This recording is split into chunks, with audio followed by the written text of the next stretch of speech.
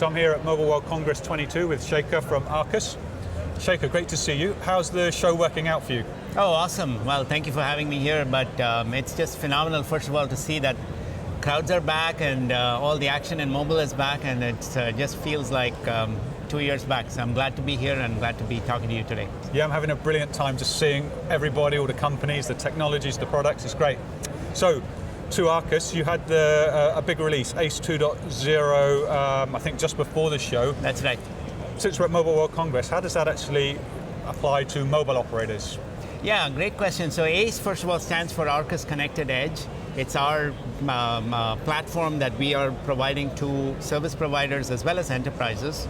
And what ACE does is essentially it's a software version that allows them to take their route and switch infrastructure and then make it much more programmable, cost-effective, as well as able to go in and create new enterprise services and new services that the carriers can deploy. So historically, as they have gone down the route of NFV for their core functions, and then they've looked at Open RAN for opening up their RAN, they have not paid attention to the transport network, in particular routers and switches. Mm-hmm. So that's what we address with ACE, and then we tell carriers how they can deploy this and then create new services. That's what it is. Yeah, okay, good stuff. So how, you're not in the wide area routing, you're not in the virtual routing in a data center, you're sort of in between. Is that a fair way to look at it? Yeah, well, think about it as a network operating system at the lowest level. So, but a network operating system that can do everything from core routing right down to edge and enterprise switching.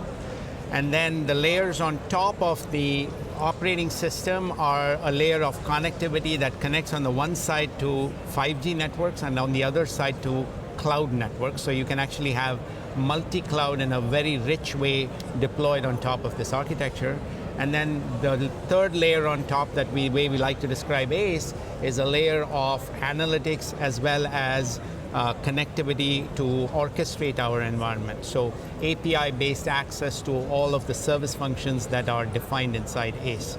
So you can drop this in different points of the network, and then appropriately, by associating itself with the right kind of hardware and processor underneath, it can take the form of everything from a core router right up to an edge switch. So I guess it's that kind of system view that makes it different from the other, virtual routing stacks and virtual router products that are around. I mean, a lot of them around. Correct. So I think what makes it different is, first of all, this applicability across a wide range of use cases, but then more importantly, being kind of born in the 5G world and in the multi-cloud world, if you will. So our software has been developed in the era of where clouds are already existent. It's in the era of where 5G is starting to take off. So these become fundamental building blocks for us as opposed to afterthoughts.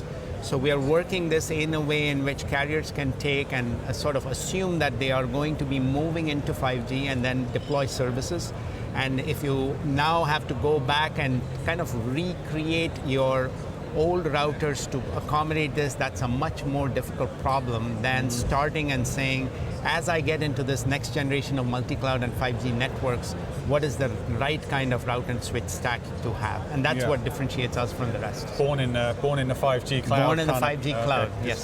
The other thing you had, before we go, the SoftBank announcement that you were included in, and a couple others, I think. Tell us about that, and also the role of SRv6, because that crops up quite a bit.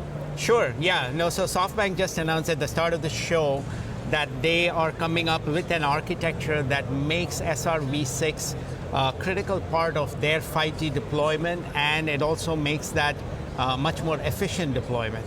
So particularly through the use of this technology in something called MUP, or Mobile User Plane.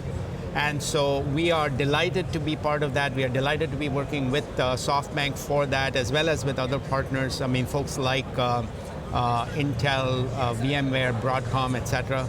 And so in the context of that, what is important is that all the carriers, as they go to 5G, they're trying to make sure that new services are created. But in order to have a transport network that, for example, takes network slicing and allows that to be translated through your router policies, this is where they need a programmable architecture in order to be able to do that. And then you now need to couple that programmability with cost efficiency.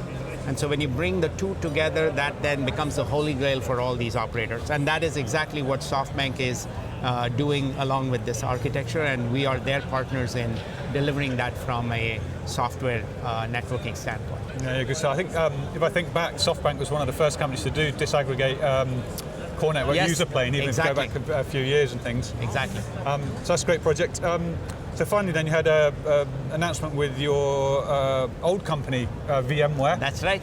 That I guess is the same kind of thing. You're the interface between the cloud stack and the transport network. Is that right? Yeah, so think about it. I mean, in my old job at VMware, we had built the telco cloud, and that was essentially infrastructure that allowed the carriers to drop their network functions, both in terms of VMs and containers on top of this cloud and operate that. And like I said, I think VMware is also now focused on doing that for the radio networks. Now add the transport network to it. So Arrcus comes along, brings in essentially the route and switch infrastructure in an equally software-defined way, and we can similarly operate it with a VMware stack underneath us as the telco cloud platform. So we've been working with VMware now to make sure that we are cross-certified, that we can interoperate, we can bring these solutions to customers faster, and so fascinated to see that announcement come out in this. So Shekar from Arrcus, great to see you, born in the 5G cloud. Great catchphrase. Great to see you. Thanks very much. Thank you. Great to see you.